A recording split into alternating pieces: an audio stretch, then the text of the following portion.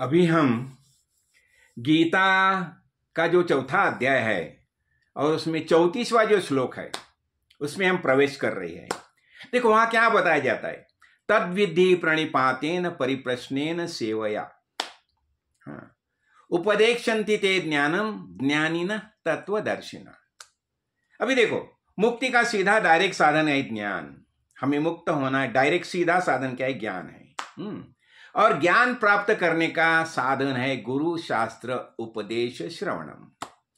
अभी इसके लिए देखो शिष्य लक्षण यानी शिष्य की पात्रता क्या, उसकी पात्रता क्या होती? आचार्य के बारे में श्रद्धा और भक्ति। देखो आचार्य के बारे में श्रद्धा और भक्ति, साथ ही साथ पढ़ाई का तीव्र जिज्ञासा चाहिए। तीव्र जिज्ञासा चाहिए, नहीं मुझे ज्ञान प्राप्त करना ही है। अभी देखो कुशलता पूर्वक शास्त्र ग्रंथों की पढ़ाई चाहिए। शास्त्र ग्रंथ की पढ़ाई सिस्टमेटिक पढ़ाई होनी चाहिए, कुशलता पूर्वक उसकी पढ़ाई होनी चाहिए। और शिष्य भी कैसा होना चाहिए? साधन चतुष्टय संपन्न होना चाहिए। बहुत बार देखा है हमने साधन चतुष्टय संपत्ति के बारे में।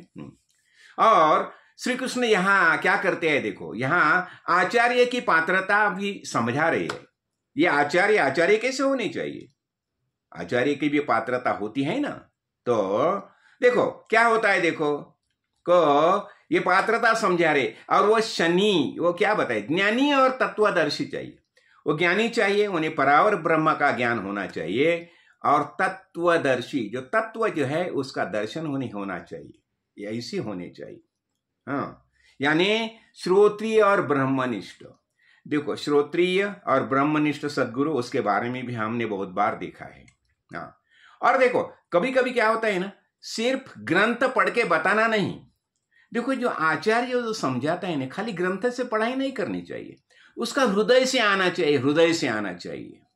आचार्य का हृदय से ज्ञान की शिक्षा आनी चाहिए। यानी ये हृदय से कभी आती है? जब भी आचार्य ज्ञानी और तत्वदर्शी होते हैं तभी वो जो बोलते हैं ना उनके हृदय से आता है। हृदय से आता है। तो ये कैसे होनी चाहिए? शिक्षा जो है ये उनकी हृदय से आनी चाहिए। हाँ, क्या होता है? और देखो और क्या है, अभी ज्ञान की हृदय से आनी चाहिए तो हो गया। और प्रबोधन की बहुत प्रकार रहते हैं, तो सभी प्रक्रिया उन्हें अवगत होनी चाहिए। कौन से प्रकार से प्रबोधन करना, ये उनके अवगत होनी चाहिए।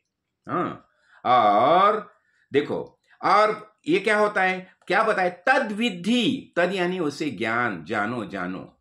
तद विधि यानी जान लो। हाँ, तो केन विधिना गुरु से ज्ञान प्राप्यते, यानी कौन से विधि से गुरु से ज्ञान प्राप्त होता है? तो प्रणिपातेन। अभी प्रणिपातेन यानी क्या बताया जाता है? यहां साष्टांग नमस्कार किया जाता है, साष्टांग दंडवत किया जाता है।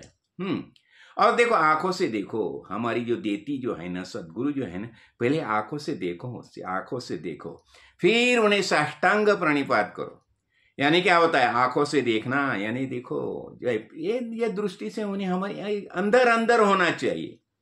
तो आंखों से देखो और शब्द से उनका जय जयकार करो। जय काड़ शुद्ध, ऐसा शब्द से उनका जय जयकार करो। और परिप्रश्नेन, अभी परिप्रश्नेन यानी क्या होता है? देखो योग्य सवाल पूछो। अभी इसके बारे में हम विवेक चूड़ामणि ने भी देखा ना, 7 सवाल देखे है। देखो को नाम बंधा कथम एता आगत है, शब्द ये साफ सवाल है ना। ऐसे परिप्रश्नेन सेवया, कथम बंधा, बंध क्या है? कथम मोक्ष यानी क्या है? का विद्या, का अविद्या यानी विद्या क्या है, अविद्या क्या है? ये सब बातें पूछो उनको, पूछ लो। ये समझना चाहिए, उन्हें पूछना चाहिए। यानी परिप्रश्नेन सेवया, तो उनसे सवाल पूछो।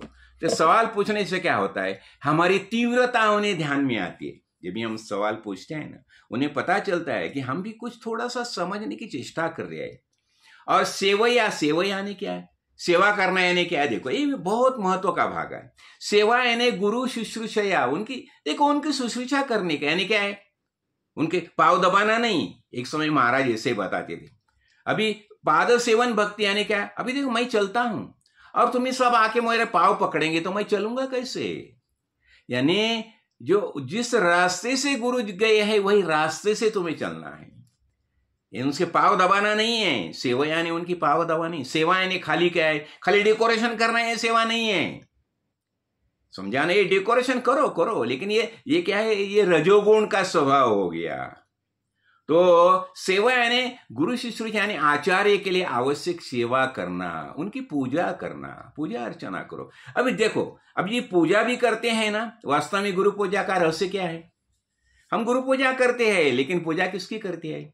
हाँ, तो देखो, ये व्यक्ति की पूजा नहीं है, ये गुरु की। जब भी हम पाद से ये करते हैं ना, पाद प्रक्षालन करते हैं, ये गुरु जी ने, ये व्यक्ति की पाद प्रक्षालन नहीं है। देखो, ये भी समझ लो कि वास्तव में गुरु पूजा का रहस्य क्या है, ये भी समझना चाहिए। व्यक्ति की पूजा नहीं की जाती। कोई भी जब नमस्कार करता है तो वह मुझे नहीं, नमस्कार ज्ञान को किया जाता है। देखो, जब नमस्कार किया जाता है ना, ये शरीर में जो ज्ञान है ना, उस ज्ञान को नमस्कार किया जाता है। देखो, और नमस्कार करता है तो हम मुझे नहीं, नमस्कार ज्ञान को किया जाता है, जो शुरू में ये गुरु में है। गुरु में जो ज्ञान है उसे नमस्कार किया जाता है। अभी देखो, ज्ञान भगवान से आता है। ज्ञान कहां से आता है? मूलभूत जो जानीव जो है, चेतना जो है, कहां से आती है? भगवान से आती है। वो भगवान से आती है, तो गुरु इज ओनली सिंपल मैसेंजर। वो खाली मैसेज देता है हमें। और गुरु नमस्कार यानी शास्त्र नमस्कार। देखो, यानी विद्या नमस्कार, उसमें जो ज्ञान है वो ज्ञान को नमस्कार। यह भाव शिष्य में और गुरु में दोनों में भी होना चाहिए। जब भी हम किसी नमस्कार करते हैं ना, अभी देखो, मुझे कोई नमस्कार करेगा, मुझे नहीं समझता, मेरे अंदर जो भगवान मौजूद है उसे नमस्कार है, और वही नमस्कार मेरे गुरु का है। ऐसा हो जाता है। तो देखो, और क्या होता है? प्रणिपात शास्त्र प्रमाणम। देखो, प्रणिपात शास्त्र प्रमाण में श्रद्धा बनाने हेतु ही है। जब भी हम प्रणिपात करते हैं, साष्टांग नमस्कार करते हैं, तो क्या प्रणिपात क्यों करते हैं? प्रणिपत, प्रण विशेष प्रकार के, नी खाली बेंड करके, पत नीचे गिरना, तो ऐसा प्रणिपात होता है। तो ये क्यों किया जाता है? तो श्रद्धा बनाने हेतु ही है। उनमें हमारी श्रद्धा है, हमारा विश्वास है, हमारा मन उनसे जुड़ा है, ये बनाने हेतु हम प्रणिपात साष्टांग दंडवत करते हैं। तो आचार्य से ज्ञान प्राप्त करने हेतु क्या करता है? प्रणिपात करते हैं। आचार्य से ज्ञान प्राप्त करना है तो उसे हम प्रणिपात करते हैं। देखो, परिप्रश्न और सेवा, इन शब्दों का प्रयोग क्यों किया जाता है? परिप्रश्नेन सेवया क्यों किया जाता है उनका प्रयोग?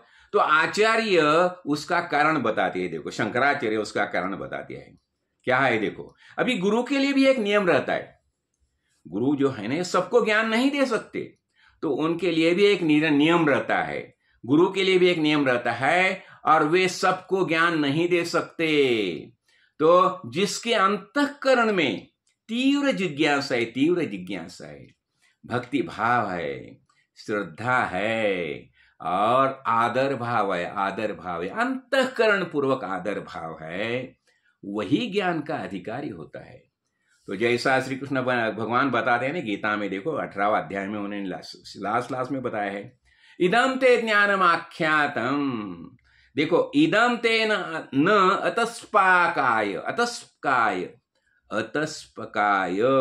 न अभक्ताय कदाचन न च अश्रुश्रवे वाच्यम न च माम ये अभ्यसूयते। भगवान बताते हैं 18 अध्याय से, जब ये अर्जुन को बताया, अभी मैंने तो ये परम गुह्य ज्ञान तुम्हें दिया, लेकिन ये ज्ञान किसे देना? देखो, ये ज्ञान है, बहुत महत्वपूर्ण ज्ञान है। तो जो अभक्त है, जिसके मेरे मन में, मेरे ऊपर जिसकी श्रद्धा नहीं है, भक्ति नहीं है, मेरे ऊपर है ना, ईश्वर के ऊपर, भगवान के ऊपर, तो ऐसे लोगों को ये कभी नहीं बताना चाहिए, और उनको एक शब्द में नहीं सुनाना चाहिए।